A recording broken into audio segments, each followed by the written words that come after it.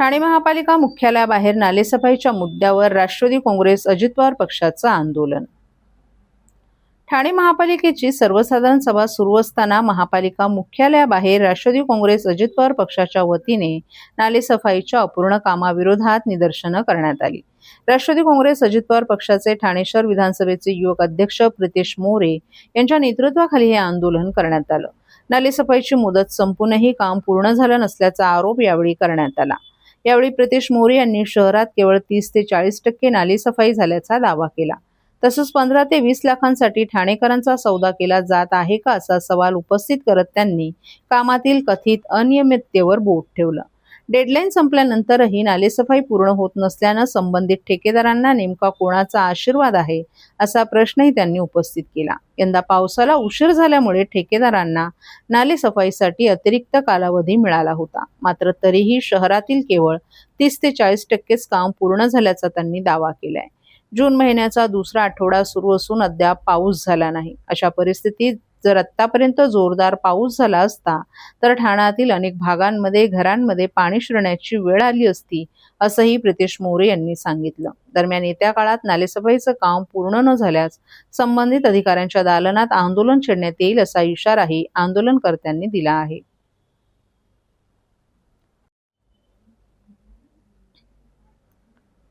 आंदोलन याच्यासाठी होतं की मागील 15 दिवस मी नालेसफाई संदर्भात संबंधित अधिकाऱ्यांना भेटत आहे, तर प्रत्येक वेळी एकच कारण सांगण्यात येते की फ्लोटिंग येते। तर मी त्यांना तेच बोललो की ती फ्लोटिंग तुम्ही साफ का नाही करत आहात?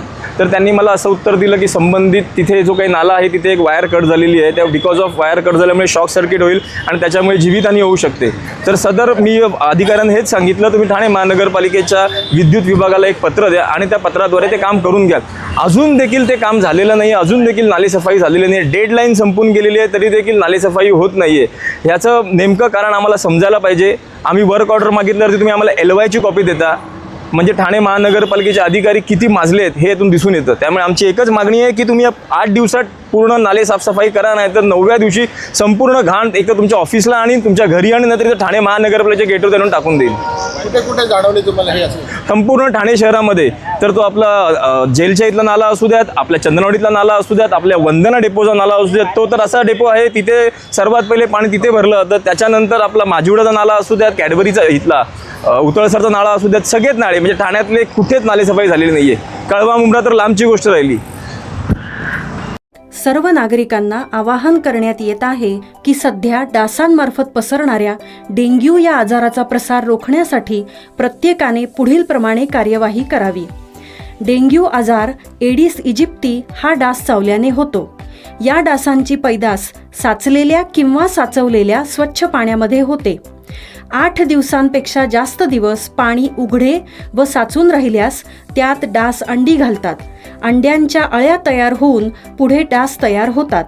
यासाठी आपल्या घरातील पाणी साठे उदाहरणार्थ बॅरल्स, पिंपे, टाक्या, हौद, रांजणे इत्यादी दर आठवड्याला रिकामे करून घासून पुसून कोरडे करून पुन्हा भरावे। 1 दिवस कोरडा दिवस म्हणून पाळावा।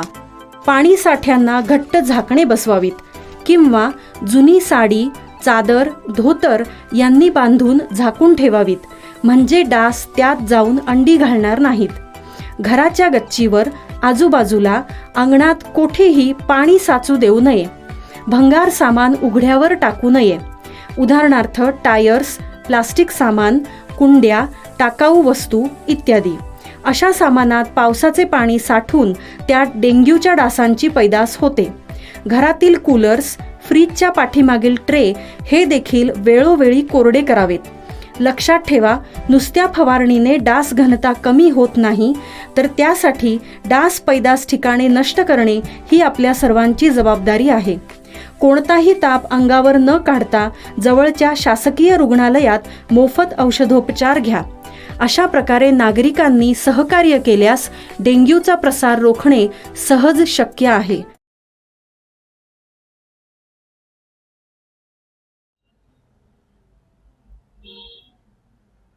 गणेशोत्सवानिमित्त कोकण रेल्वे तिकिटासाठी ठाणे रेल्वे स्थानकातील आरक्षण केंद्रात 2 अतिरिक्त खिडक्या। खासदार नरेश मस्के यांची प्रवासी संघटनेने मानले आभार। गणेशोत्सवात कोकणात जाणाऱ्या चाकरमान्यांचा प्रवास सुखकर होण्यासाठी खासदार नरेश म्हस्के प्रयत्नशील असतात.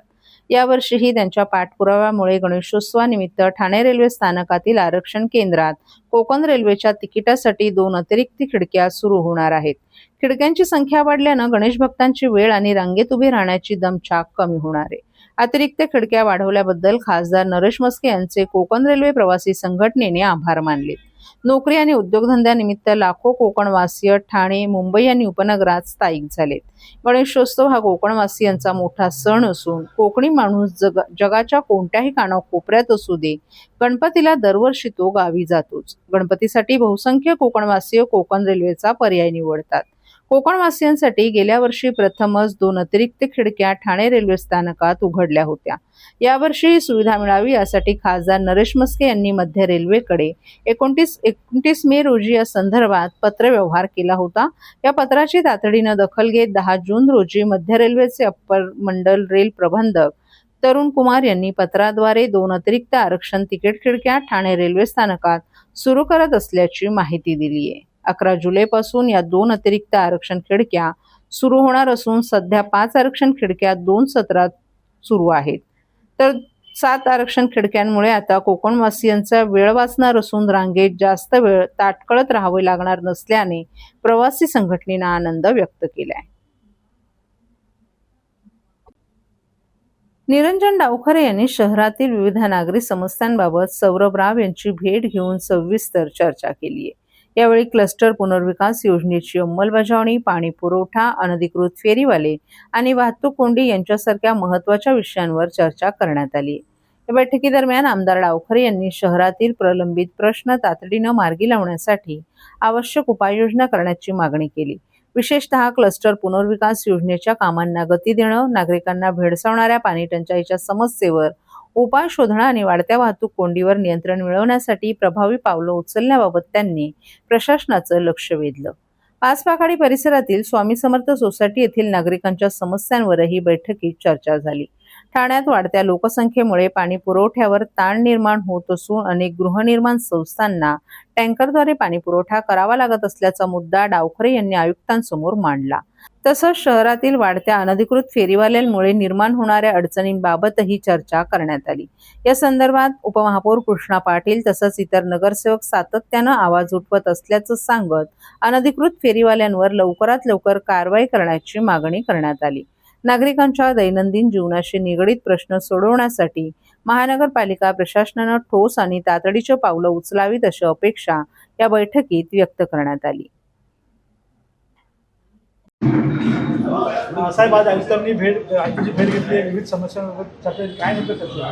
आज ठाणे महानगरपालिकेमधले जे क्लस्टरचं काम चालू आहे त्याच्या अनुषंगाने या इकडे पाचपाखाडीमध्ये जो क्लस्टर आहे त्याच्यामध्ये मध्यंतरीच्या काळामध्येही स्वामी समर्थ सोसायटीचं एक MOU याच्यामध्ये झाला होता. त्या लोकांच्या काही अडचणी याच्यामधल्या आहेत, ते आयुक्तांबरोबर त्या संदर्भातली चर्चा, त्याचबरोबर पाणी पुरवठ्याच्या संदर्भातले अनेक सोसायटींचे महत्त्वाचे विषय आहेत, त्या महत्त्वाच्या विषयाच्या अनुषंगाने आयुक्तांकडे चर्चा करायला आम्ही या इकडे आलेलो होतो. आणि निश्चितच काही तांत्रिक अडचणी याच्यामध्ये दूर करण्याचं काम महापालिकेकडनं करण्यात येईल या संदर्भातलं आश्वासन ह्या आयुक्तांना दिलं आहे. त्याचबरोबर पाणी पुरवठ्याच्या संदर्भातला अतिशय गहन प्रश्न, कारण लोकवस्ती ही ठाणे महानगरपालिकेची सातत्याने वाढते आणि त्या दृष्टिकोनाने योग्य पाणी पुरवठा हे सगळ्याच ठाणेकरांना झाला पाहिजे. या अनुषंगाने आज घेतलेल्या बैठकीमध्ये निश्चितच राज्य शासनाच्या स्तरावरनं या दृष्टिकोनाने एक सकारात्मक काम होणार आहे असं त्यांनी आश्वासित केलेलं आहे. साहेब, सगळ्यात महत्त्वाचा प्रश्न म्हणजे भेडसावत आहे फेरीवाल्यांचा. फुटपाथ व्यापलेले आहेत तरी महापालिका जागा होत नाही. फुटपाथ जे फेरीवाल्यांच्या माध्यमाने अतिक्रमित होत आहेत या संदर्भातलं वारंवार आमच्या सगळ्याच लोकप्रतिनिधींकडनं मागणी होत आहे की फेरीवाला धोरण हे अंमलबजावणी याची करण्यात यावी आणि नजीकच्या काळामध्ये या संदर्भातली अंमलबजावणी होईल. या संदर्भातली कारवाई आमच्या उपमहापौर माननीय श्री कृष्णाजी पाटील यांच्या माध्यमाने भारतीय जनता पार्टीच्या पुढाकाराने होईल आणि महानगरपालिकेला आम्ही करण्यास भाग पाडू या संदर्भातली भूमिका सर्वच नगरसेवक आणि प्रतिनिधी घेणार आहे. वाहतूक ऑपरेटर्ससाठी, व्यावसायिक वाहने खरेदी करण्यासाठी सोपी आणि विश्वासार्ह कर्ज सुविधा. कर्ज मर्यादा 1 कोटी रुपयांपर्यंत, 5 वर्षांची परतफेडीची मुदत, आकर्षक व्याजदर. TJSB fleet term loan. TJSB सहकारी बँक लिमिटेड, भरोसे का बैंक, भविष्य का bank. Asset backed credit loan. व्यवसाय आणि आर्थिक गरजांसाठी मालमत्तेवर आधारित कर्ज. कर्ज मर्यादा 5 कोटींपर्यंत, 120 महिन्यांचा परतफेडीचा कालावधी. विश्वासार्ह वित्तीय भागीदार तुमच्या प्रगतीसाठी. TJSB asset backed credit loan.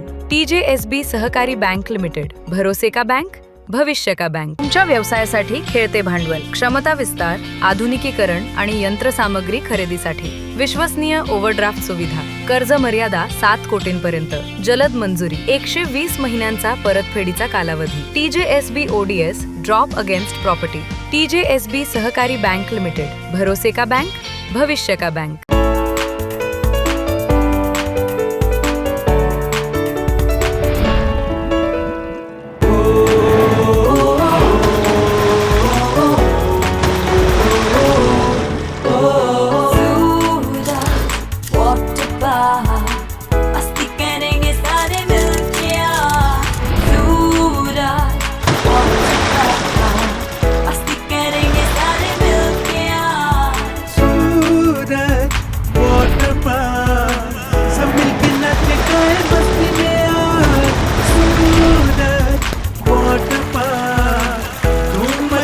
सब मिलके आज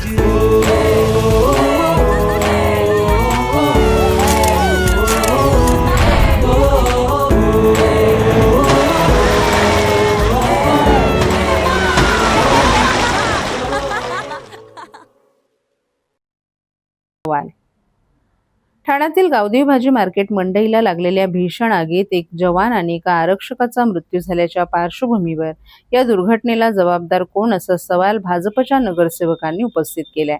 आज ठाणे महानगरपालिकेची सर्वसाधारण सभा पार पडत असताना भाजपच्या नगरसेवकांनी ठाणे महापालिका मुख्यालयात आंदोलनात्मक भूमिका घेतली. यावेळी त्यांनी हातात फलक घेऊन तसंच शहीद जवान सागर शिंदे आणि आरक्षक काळू गाडेकर यांचं छायाचित्र हातात धरून महासभेत प्रवेश केला. या माध्यमातून त्यांनी गावदेवी आग दुर्घटनेतील मृतांना श्रद्धांजली अर्पण करत प्रशासनाचं लक्ष वेधण्याचा प्रयत्न केला. भाजप नगरसेवकांनी या घटनेची सखोल चौकशी करून दोषींवर कारवाई करण्याची मागणी केली आहे. तसंच भविष्यात अशा दुर्घटना टाळण्यासाठी आवश्यक सुरक्षाविषयक उपाययोजना तातडीनं राबवण्याची मागणीही त्यांनी केली आहे. महासभेदरम्यान या मुद्द्यावरून वातावरण चांगलं तापलं असून गावदेवी आग प्रकरणातील जबाबदारी निश्चित करण्याची मागणी भाजपकडून पुन्हा एकदा जोरदारपणे करण्यात आली आहे. या संदर्भात नगरसेवकांनी प्रसारमाध्यमांशी संवाद साधत आपली भूमिका स्पष्ट केली आहे. जी परिस्थिती झाली तो जी दोन आपली लोक जे फायरमॅन आणि एक आपला सिक्युरिटी तिच्यामध्ये जी त्या आगीमध्ये ओरपळून त्यांचा जीव गेला. आज परिस्थिती अशी की त्याला जबाबदार कोण आहे? फक्त 10 लाख रुपये दिले, पैसे दिले म्हणून ते सर्व झालं का? आज एका कुटुंबातला पालक गेलेला आहे. आज त्या सर्व गोष्टी त्यांच्या घरावर डोंगर कोसळलेला आहे. आज त्यांच्या घरात ती जी यातना आहे, लहान मुलगी बच्चू आहे, तिचे वडील गेलेले आहेत. आणि अशा परिस्थितीमध्ये फक्त प्रशासनाने फक्त पैसे द्यायचं आणि त्याच्या घरातल्या लोकांना हे करायचं, ही परिस्थिती नाही. ते का झालं, कशामुळे झालं, कोणामुळे झालं, ह्या सर्व गोष्टीचा कुठेतरी बोध घ्यायला लागेल. आज आपण बघितलं तिथं प्लास्टिकचे कपडे, प्लास्टिक कपडे असं सर्व तिथं बालद्या, ज्या गोष्टीला आगीची जिथं पेट घ्यायचं होतं ते सर्व आवलं. कारण वस्तुस्थिती त्या धारकाला जे दिलं होतं ते वेगळं दिलं होतं आणि त्याच्यामध्ये जे ठेवलं गेलं. आणि तिथले जे सहाय्यक आयुक्त असेल त्यांनी तिकडे जे बाजार मांडला होता, जो अतिक्रमणचे कुर्ला ह्या भागातली जी लोक येऊन तिथं धंदे करायचे, त्याला कोण जबाबदार आहे? त्याचे जे पैसे कलेक्शन जमा करायचे ते कोण जबाबदार आहे? त्याचं फायर ऑडिट झालं होतं का?